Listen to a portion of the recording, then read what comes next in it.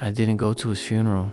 People said I'd regret it, that no matter what he did or didn't do, he was still my father. But regret isn't automatic.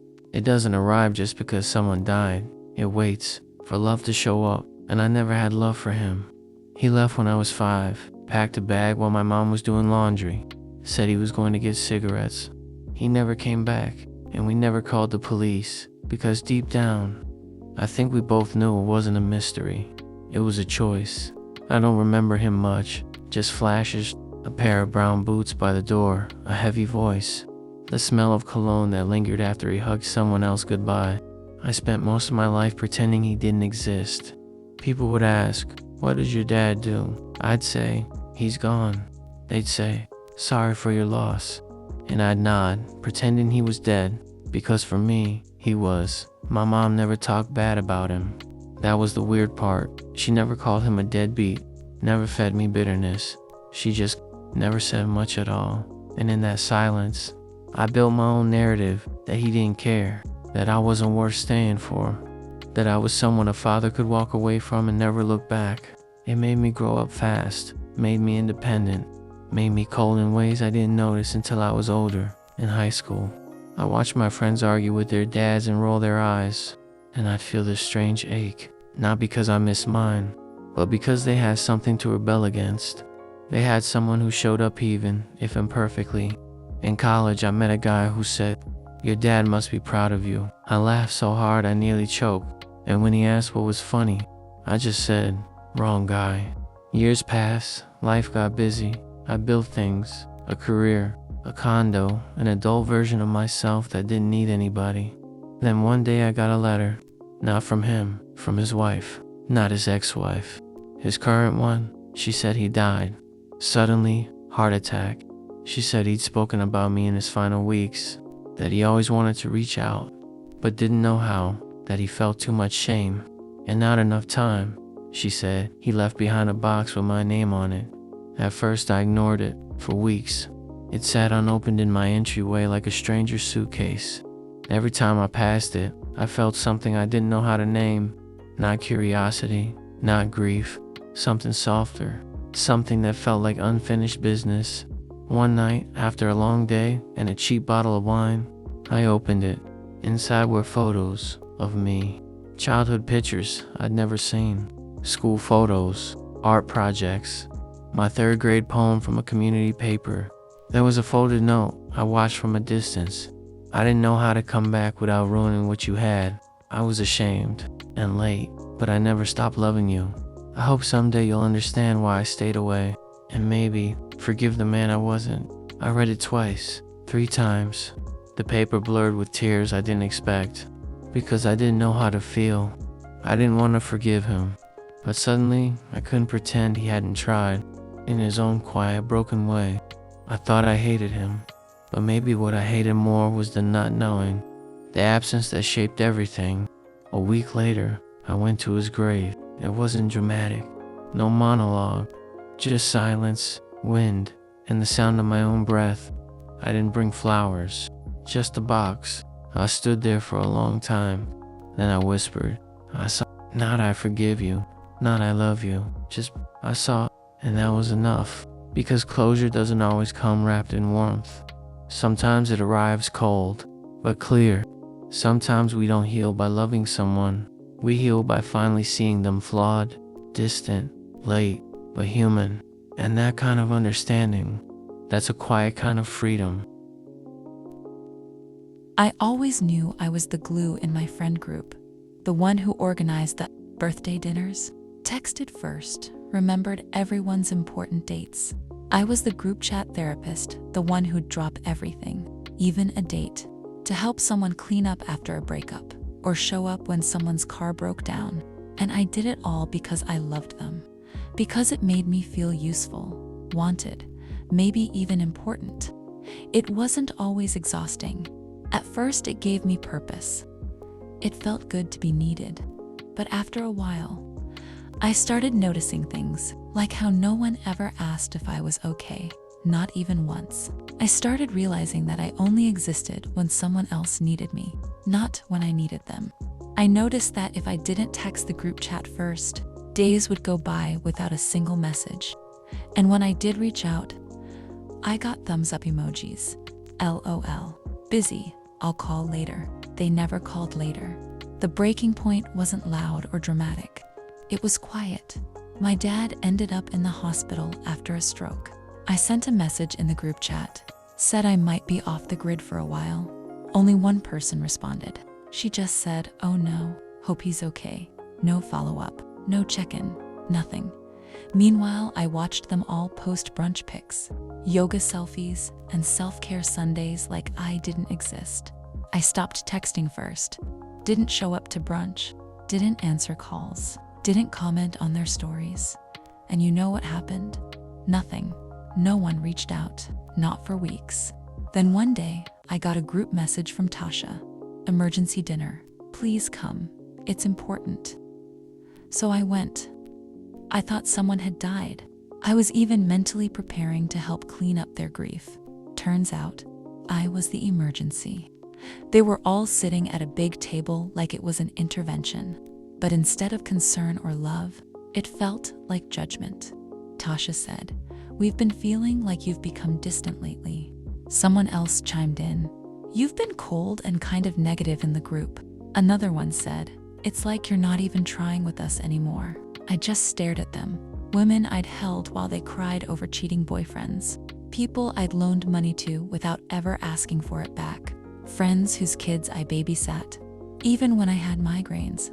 And now they were sitting across from me, not to ask what was wrong, but to accuse me of no longer being convenient to them. I didn't explode. I didn't cry. I just said, "This isn't an intervention. This is an ambush." I stood up, pulled out my wallet, paid for the whole table, and walked out. None of them followed. That night, I didn't go home crying. I didn't spiral. I went home in silence, and for the first time in years, I felt light. Because being the glue doesn't mean you have to hold together things that are already broken. People will always ask why you changed, but they'll never admit what they did to make you stop trying. And sometimes, the scariest thing isn't being alone. It's realizing you've been lonely for years. In a room full of people who swore they loved you, I wasn't cold. I was finally warm enough to care for myself. And maybe someone out there understands what that shift feels like. The one that makes you quietly walk away without announcing it. The one that lets you unlearn your role as everyone's crutch. I didn't lose friends that night. I just stopped pretending they were mine. We were 19 when it happened. Just kids trying to act grown. College freshmen, back home for winter break. 3 guys in a beat-up Toyota, cracking jokes and driving too fast on a road we thought we owned. It was snowing, but we didn't care. We were invincible. That's what we thought, until we hit a curve too hard and slid into a parked car. Nobody was in it, thank God. But we crushed the driver's side like it was made of paper. We panicked. I was in the passenger seat. My best friend Mike was driving. Jay was in the back. We sat there in silence, snow falling, heart racing. Mike turned to me and said, "I can't take another charge. They'll throw me away." He had priors. Juvenile stuff, shoplifting, dumb fights. Nothing violent, but this could have wrecked his life. And then Jay said the words I'll never forget. "He's got the cleanest record. He can take it." He meant me. And I nodded. Not because I wanted to, not because I felt pressured, but because I thought I could handle it. A slap on the wrist, a fine, maybe probation. I didn't want to see Mike locked up. I thought I was doing the right thing, so I lied. Told the officer I was driving, took the charge, signed the paperwork. What I didn't know was that the owner of the car we hit was a prosecutor, and she wasn't letting anything slide. They dug deeper. Found out I'd been drinking. Not a lot, just enough. And suddenly, I wasn't looking at a fine, I was looking at 6 months. License revoked, community service, court-mandated classes, and a record. Mike, he visited me once, brought snacks, said thanks, then disappeared. Jay stopped answering my calls. By the time I got out, they had moved on. New lives, new people. I got stuck behind, and for years, I told myself I did the right thing. that loyalty meant sacrifice, that I had taken the fall for a brother. But now, years later, I don't know if it was loyalty or just fear disguised as nobility. I'm 33 now, still have to explain my record every time I apply for something. Still hear people say, "You seem like such a good guy, what happened?" And I never know how to answer. Because the truth is, I took the blame to protect someone who would have let me rot. And that's a hard thing to say out loud. But maybe saying it here is the first step in letting it go. In forgiving the version of me who thought he was strong enough to carry everyone's mess. Because I wasn't. I was just 19, trying to be the good guy, and learning too late that sometimes the people you save won't save you back. I met him when I was 24, fresh out of a long-term relationship that ended quietly, without drama, just distance. I wasn't looking for anything serious. But isn't that always when it happens?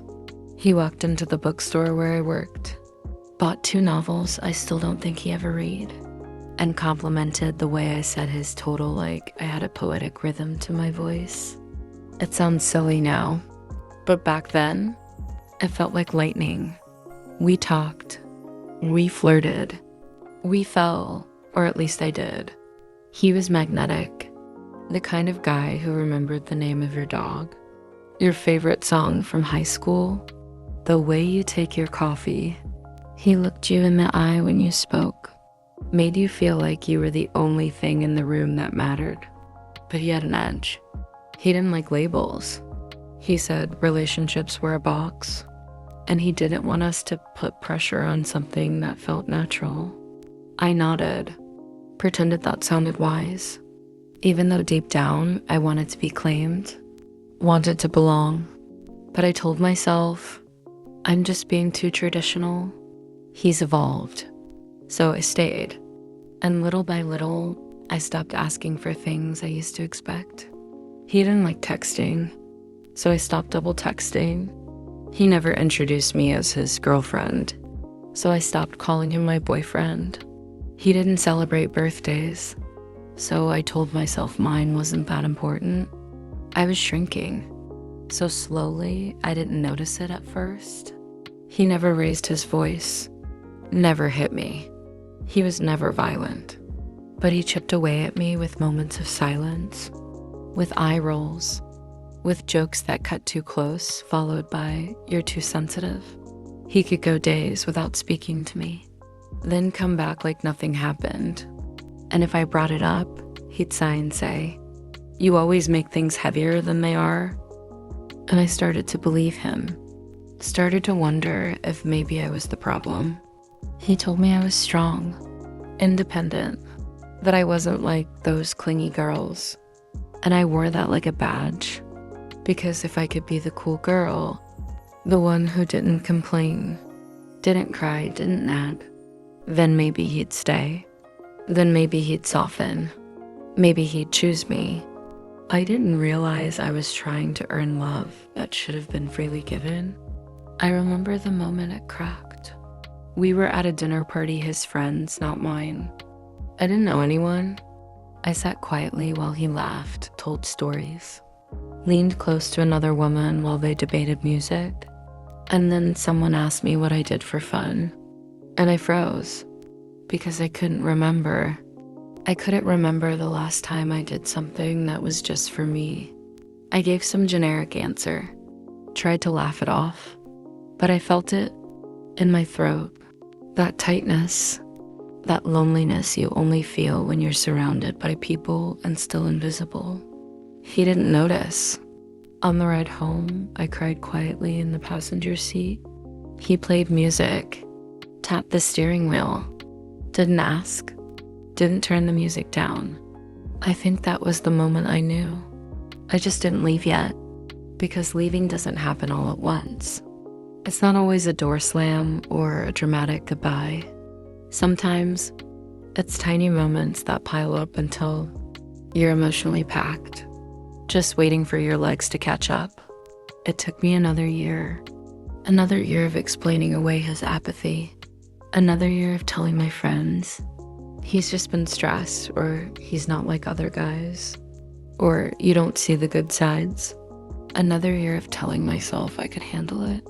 That if I just stayed patient long enough, loved him hard enough, absorbed enough of his pain, he'd finally come around. But love doesn't work that way. You can't fix someone who doesn't think they're broken. You can't fill someone up when they poke holes in everything you give. So I left. No big speech. No fight. I just packed a small bag, left a note on the counter, and walked out. And when he called 2 days later to ask if I was done being dramatic, I didn't answer because I wasn't being dramatic. I was being done. Now I'm 31. I've been in therapy. I've rebuilt my voice, my rhythm, my sense of self. And I still don't hate him. I don't wish him harm. I just don't wish him me anymore. Because I know now, love shouldn't hurt in silence. It shouldn't ask you to disappear. And if you've ever stayed too long with someone who made you feel like too much and not enough at the same time, I want you to know, you didn't fail. You woke up. And waking up is the bravest thing you'll ever do. We were best friends since middle school. Not the kind of best friends who said it out loud. Just the kind that always showed up. We played ball, shared mixtapes, laughed about girls, crashed on each other's couches when home life got too loud. We weren't the talk about feelings type. We roasted each other instead, kept it light. That's what you do when you're taught to be tough, to be chill, to never be the guy who feels too much. But there were signs. There was this one night in our 20s. He called me at 2 a.m., slurring a little. Voice tight, he said, "Yo, you ever feel like nobody would notice if you disappeared?" I paused, didn't know what to say. So I joked, "Bro, if you disappear, who's gonna return my damn PS4? He laughed, said true, then hung up. I thought I handled it, that I lightened the mood. But now I realize he was reaching out, not for jokes, for help. And I missed it. Life got busy after that. I got into a serious relationship. He moved to a different city. We'd text here and there. Social media kept us technically in touch. But the truth, I didn't really know what was going on with him anymore. Then came the call. It was his little sister. Said they found him in his apartment. Said it looked like an overdose, but the note beside him said it wasn't an accident. He had been in pain. He had been alone, and no one knew. I didn't cry right away. I didn't even go to the funeral. I told people I had a work trip. Truth was, I couldn't face it, because part of me believed I could have stopped it. If I had checked in, if I had answered more texts, if I had actually listened that night on the phone, instead of deflecting with a joke. For a long time, I convinced myself that he should have said something clearer, that he should have just asked for help. But the truth is, he did, in his way, and I ignored it in mine, because I didn't know how to sit in someone else's pain. I didn't know how to offer anything other than humor or distraction. I used to think being a man meant being the one who never needed anything. Now I realize being a man means knowing when to feel, when to show up, when to listen, even when it's uncomfortable. I've been in therapy for the past year, still working through it, still carrying this quiet ache I don't always know what to do with. And I don't tell this story for sympathy. I tell it because there are so many of us walking around with unspoken grief. So many guys who were never taught how to say, "I need you," without feeling weak. I wish I could go back to that night. Tell him, "Yeah, I feel like that too sometimes, but I'm glad you're here." And I'll stay on the phone until that feeling passes. but I can't go back. So I say it now for whoever needs to hear it. You're not too heavy. You're not dramatic. You're not weak for feeling low. And if someone calls you at 2 a.m., don't joke it off. Sit in the silence with them, because sometimes that silence is the only thing keeping them here. And if you've lost someone too soon, and you're still wondering if you could have done more, I'm with you.